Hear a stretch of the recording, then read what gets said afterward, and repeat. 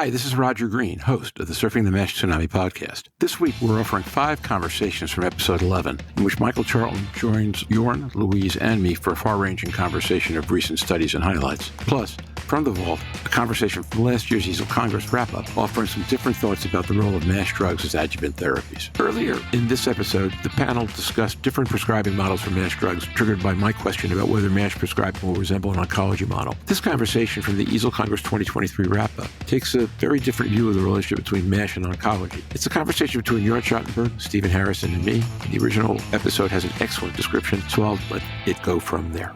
Hi, this is Roger Green, host of the Surfing the NASH Tsunami podcast. Today, we are offering 4 conversations from episode 32. Our discussion with Stephen Harrison about what we learned at the EASL Congress 2023 and the American Diabetes Association scientific sessions about drug development. Plus, a vault episode addressing a similar topic after last year's ILC Congress, the one now known as the EASL Congress, also featuring Stephen and Jörn Schattenberg. This conversation starts with a discussion about the importance of treating early-stage cirrhosis patients. Jörn Schattenberg suggests that with new agents in place, we may soon be looking to treat other patient populations, HCC for example, for which NASH drugs will become adjuvant therapy to improve treatment against the primary disease target. Stephen agrees, noting that we will need better tests to diagnose HCC, and when we can, there will be fewer presentations of advanced HCC because we will have treated more of them earlier with better agents and adjuvant therapies. Again, all this will await the approval of NASH and ideally cirrhosis drugs in the future. I asked how we will identify the 20 to 30% of HCC patients who develop cancer before NASH.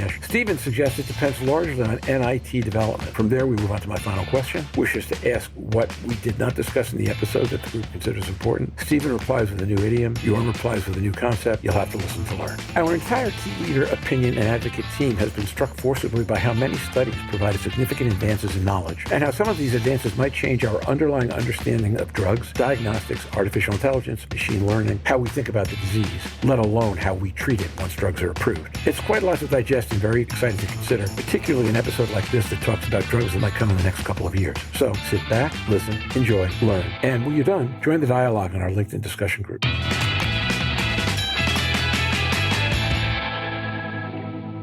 I had a conversation with somebody who's looking at NIT from an investment perspective, and they asked me, what's the fastest way to make money in NIT? And I said, anybody who could figure out how to not take F4 on CRN scale, but who could go pick off Child's Pugh or Ishak or something that could tell you who was early in the cirrhosis process, that would be hugely valuable. And to hepatologists, because everybody would know what to do if they had something to do. And it's reasonable to think we're going to have something to do. Stephen Harrison. We are definitely going to have something to do. Yeah.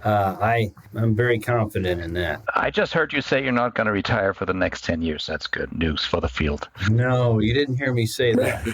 Yeah, Jörn heard me say that I was stopping doing the podcast in 3 years when I didn't exactly say that either. So he simply wants to make sure that we all stay in place for a while. I think the younger bucks, the Jorns, the Mazens, the Naims, they're more than capable to continue the fight. Yeah, I believe that's right. And I do believe, Stephen, that the breadth and depth of your field of vision for having been through as many of these wars as you have creates a certain level of knowledge where long after you think you've hung them up, people are still going to be calling you. Well, I'm just very grateful to be able to contribute what I've been able to contribute and hope I can for a bit longer, and then sit back and watch Jörn do amazing things on top of what he's already done. Jörn Schattenberg. Let me spin that idea of the compensated cirrhotics a little further, Roger. I know we're approaching the last minutes of this talk. With the success of the therapies we're going to see, I think we'll soon be discussing expansion into populations we haven't so far studied. For example, patients with HCC. So if I have a NASH cirrhotic or even non-NASH cirrhotic and I want to treat his HCC, how do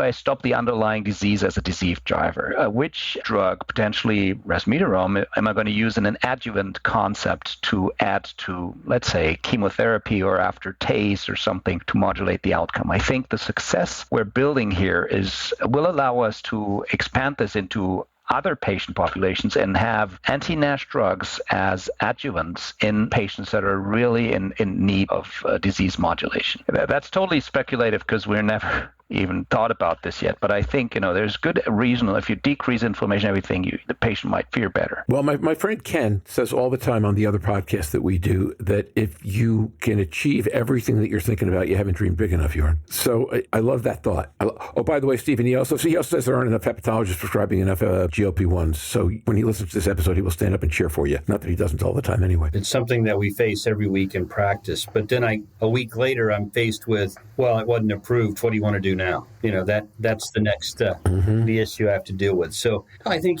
Jörn, you're right. I mean, hepatocellular carcinoma is also a growing issue in this country, in your country, and around the world, largely, but not completely, due to fatty liver and it occurring outside the setting of a NASH cirrhotic phenotype. We need better tests than AFP and MRI to diagnose this at an early stage. And I think we're getting there. I mean, some of the epigenetic work being done in this field now is remarkable. And I think it's going to revolutionize the way that we diagnose HCC. But if we can treat the underlying drivers of HCC, just like we can treat the underlying drivers of NASH, I think we'll see a decrease in the number of people presenting with advanced hepatocellular carcinoma. And we can really impact overall morbidity and mortality relative to the disease. That's one of the things we'll begin to unpack once we get a drug approved. And once we get a drug approved for cirrhotics, that's a huge area of unmet need that's going to be studied intensively. Maybe it's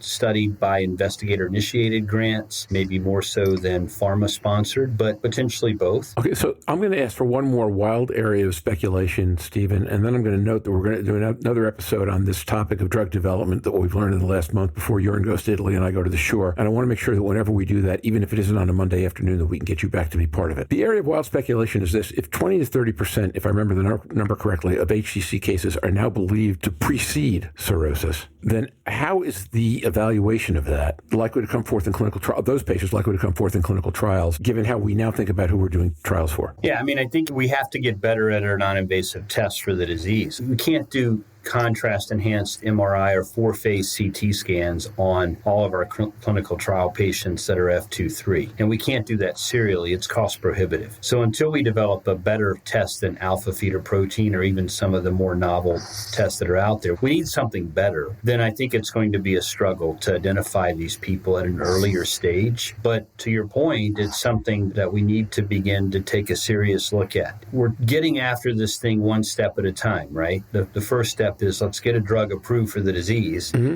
And then we can begin to unpack all the nuances of the disease. And one of those important ones is hepatocellular carcinoma. Excellent. So let's do this. Okay, just in closing, any one thing that happened we learned on drug development in the month of June that we haven't touched on today that you think is worth putting a pin in so that when we come back to this issue, we're sure to cover it? Well, one of the things I brought up at the meeting, and I'll leave this, I have to say it on the podcast because I like to come up with little idioms along the way. And so here's an acronym that I brought up and highlighted at the liver meeting in Vienna. And that is, we deal in a world where if you're not used to failure, you're just not going to advance science. Failure is part of what we do. It's part of Hep C. It's certainly been a part of NASH. And I have a slide I show of more than 10 drugs that have failed. And we're learning from that. So I'm going to leave you with what the acronym FAIL means. It means first attempt in learning, okay? And with that, I will stop and let Jörn have his say. That will resonate with me. I'm trying to think of a German acronym, and it doesn't quite turn out as nice, I think, but I'll follow up with that anyways. This is great, Stephen. I mean, the one thing that maybe the month of June hasn't talked about, there's a lot of drugs that haven't been able to, or trials and programs that haven't reported data because they're actively enrolling. They're getting closer to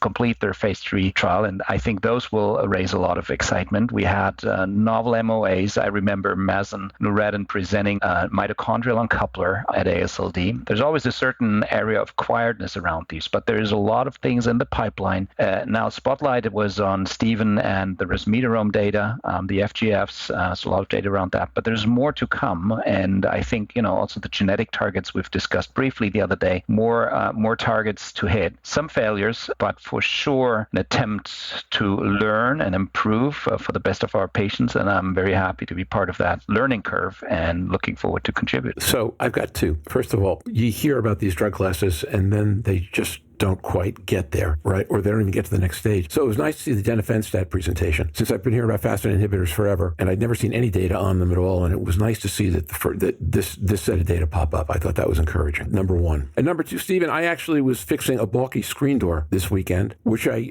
for which I used WD-40, which immediately brought me back to one of the earlier Harrisonisms, which is what would happen if they stopped at 39. Amen. So I don't know where we are in the WD process, but my screen door doesn't squeak anymore, and it looks like we're getting closer to some good stuff. So with that, please join us again when we do the next round of drug development, and Jörn and I will be back next week. And we're not closing the door on drug development. We're just making it less squeaky. That's fair. That's fair. But then we also have to build a better screen so the gnats don't get through. There's a lot of work to be done here on the screen door for drug development. Totally agree. And now, back to Roger. We hope you've enjoyed this recording. If you have any questions or comments about the content of this conversation or the entire episode, please put them in the review section of the page from which you downloaded the conversation, or send an email to questions@surfingmash.com. We're working on next week's topic, but it will be at least as good as this week's, maybe even better. Until then, stay safe, surf on.